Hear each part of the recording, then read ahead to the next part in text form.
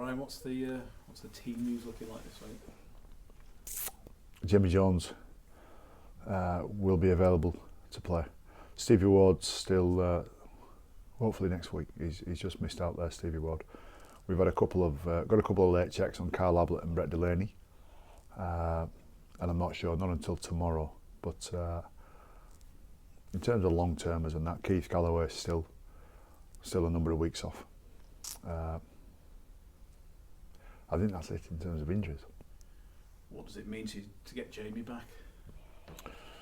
Well, it certainly provides some seniority in the dressing room.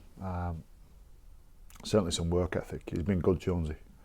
He was great all the way through last year while he was on the field, and so far this year he's been one of our standouts. So we missed him for a couple of weeks there. I know we've had some decent results over the last 2 weeks, but some of that, he don't get tired, Jonesy. He's at that stage of his career. It's a bit like JP got to, where no matter how much work he does, he always finds the energy to keep going.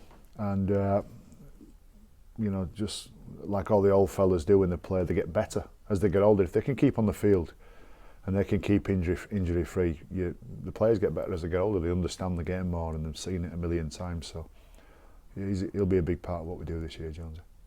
What are you expecting from Huddersfield? I don't know, and I mean that with the greatest respect to Huddersfield. I don't know.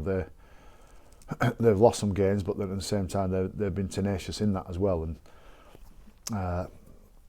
there's going to come a time for every team where it clicks, and a time for every team where the penny drops. And we're just going to make sure that we're solid over there. They have the potential to be a good team, and that's something that we're aware of. Is it fair to say that probably most of the teams in the Super League, they've probably not seen the best of Leeds in recent years? Yeah, then that'd be a fair call. We looked at some numbers over the last few times we've played them since 2011, and some of the numbers that we produce aren't great over there, especially over there. So sometimes it's just not about trying to ask a reason why. It's just make sure you get the numbers right, and if we can get the numbers right, it gives us a chance. Bearing in mind, I think what's worth mentioning, I think they've had a really good squad for 4 or 5 years now, Huddersfield, maybe more than that. They've been a competitive team, and if you talked about us in comparison to the rest of the competition like you just have done, I think I could then come back and say, compared to the rest of the competition, I think they've had a reasonable squad and a good squad for quite some years, and would be frustrated that they probably haven't got the rewards out of their squad that they probably should have done. Is Danny Bruff still the main man? He's still an important figure. I think there are a couple of recruitments in the pack that they've got. I won't dare to pronounce his name. And Cruz Lehman. I think Cruz Lehman is a good player. I think he makes them tick. I think a lot of their dominance sometimes with their pack comes from what Cruz Lehman does with the ball. So he's been a nice addition for them, and they've got the usuals in the outside backs. And if McGilvray is fit, he'll need managing. Cudjoe's no slouch. They've got some players there who for a number of years now have been international standard players. Will it be a good test of the Rhinos' recent revival? Yes. Yeah, I think that's a good call. I think if we're a good couple of weeks reaction, if you like, over the last couple of weeks, and certainly this will give us an indicator where we're at. I dare to use the C word, but do you think you've got the CAS result performance out of your system now?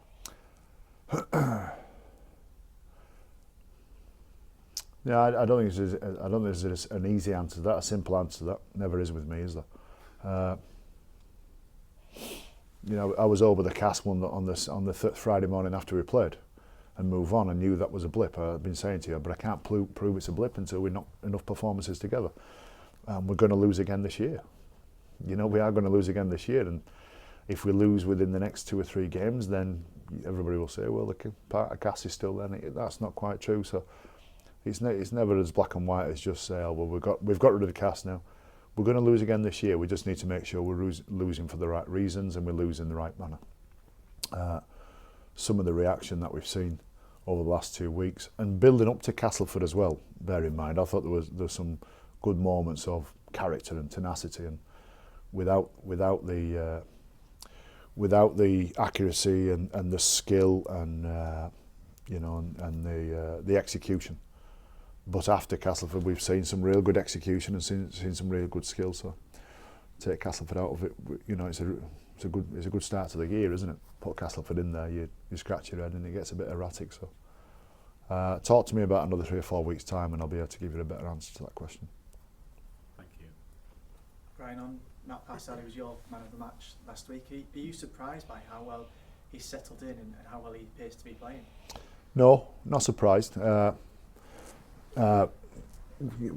think it's relatively easy to settle into our team. I think he'll get some great coaching.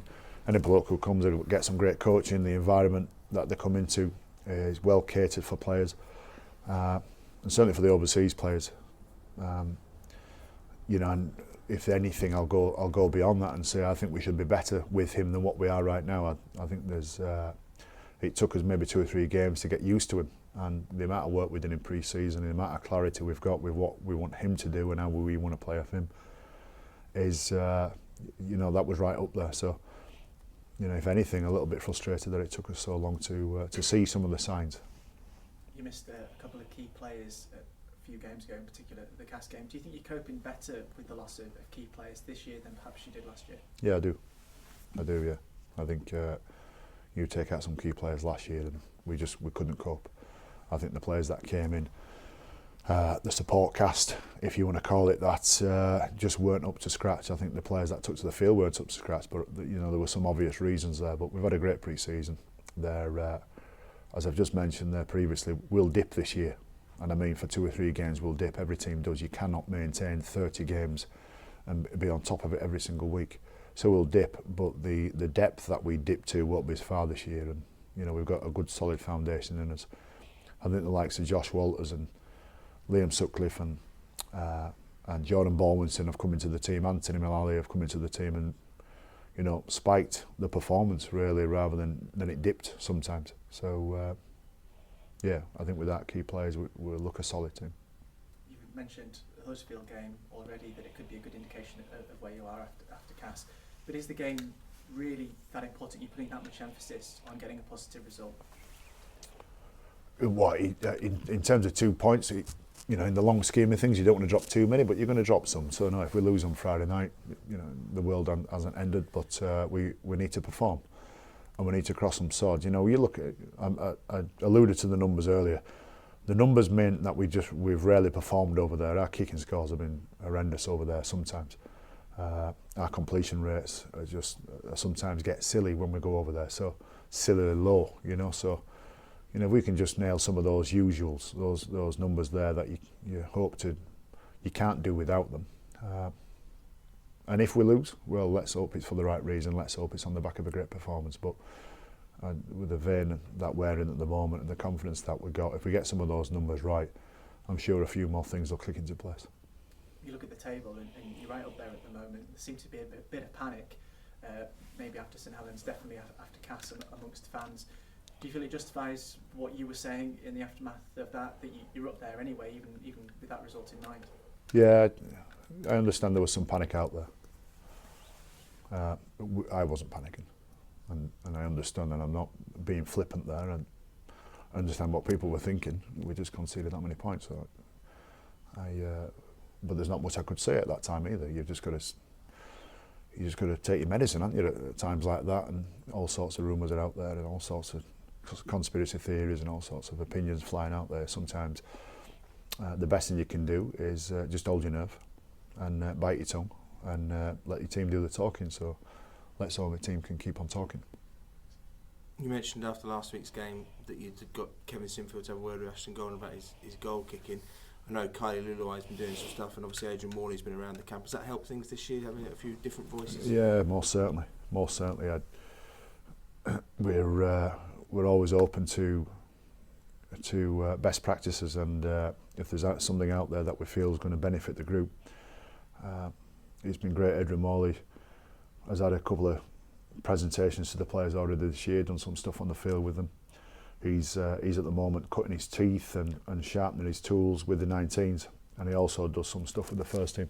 Kylie did a presentation and did some stuff with the players after the Castleford game, and you can see there's some benefit in that. And Kev will always have an association with our club, and I asked him if he would spend some time just talking to Ashton Golding.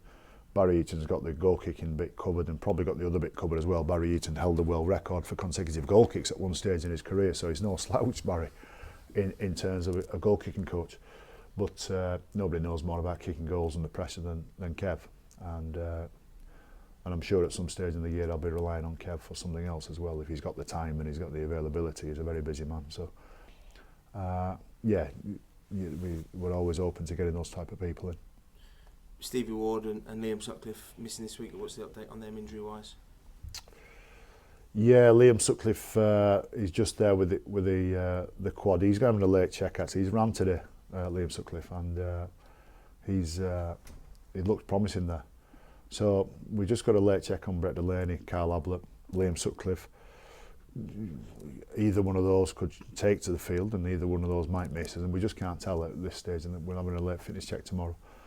Stevie Ward, just the hamstring, the strain that he copped for after Salford, and it's just that final 10% that's just not recovering as it did, as quickly as it did straight after. So hopefully he's available for Wigan next week. How's Brett Ferris pulled up? Obviously he got nearly an hour last week in his first game back. Yeah, he did, and we only planned to give him about 20-25 minutes, so it was solid from there from Brett. There's a lot more to come from his game, as we all know. But for him to bang that many minutes out after such a long period off, we all have a protocol of what we like to do when we bring players back from injury, and you like to stick to it as much as you can. But sometimes circumstances mean you've got to throw him straight in there, and we had to throw Brett in there. And he handled it really well, so he's looking forward to having an improved performance this week. Was it did he put his hand up to say he wanted to be involved last week? He week? put his hand up 2 or 3 weeks ago. He said, if you stick me in, I'll do 80 for you. I said, well, maybe not 80, but and I've been saying to him, when the physios hand you over to the strength and conditioners, let's get 2 or 3 weeks running in you straight away. Now he probably got about 8-9 days in before we had to say we need to play. Carl Ablett and Brett Laney have been carrying a bit just recently. Stevie Ward, Jamie Jones have gone as well. So needs must, and to be fair, he did a decent job. Joel Moon continued in the halves last week. You pleased with how that's working out? Yeah, I think Danny Maguire was outstanding last week in terms of marshalling the troops and ensuring we implemented what it is we plan to do. Mooney has an influence over that, but that's not his primary role. The fella can run, and he can break some tackles, and sometimes we see that over on that left-hand side of the field, and he doesn't do anything different. He's just doing it, on both sides of the field now. And just finally, the Ladbrokes Challenge Cup draw was made this week. Doncaster at home, getting a lower division team at home. Is that the best you can hope for at this stage? Yeah, I thought we were just going to get Huddersfield away. That's bog standard, isn't it? Every year, Huddersfield away in the Challenge Cup, or another Super League team. So that in itself, I haven't given that too much thought. Other than that, that's a great. And I know Carl Hall, their general manager, really well, and I know they'll have wanted a fixture like that for their club, especially for the financial part of it. And I'm sure as when I turn my attention to that game, I'll start looking at the dangers and the pitfalls and the risks that are involved in playing a team in the lower division. But for now, it's a good fixture for us, and it's a good fixture for them. Is it particularly good given the schedule either side of it have played? Easter and then with Thursday against Huddersfield the week after. For sure, and that's a busy one. That's a busy period. I wouldn't plan it like that.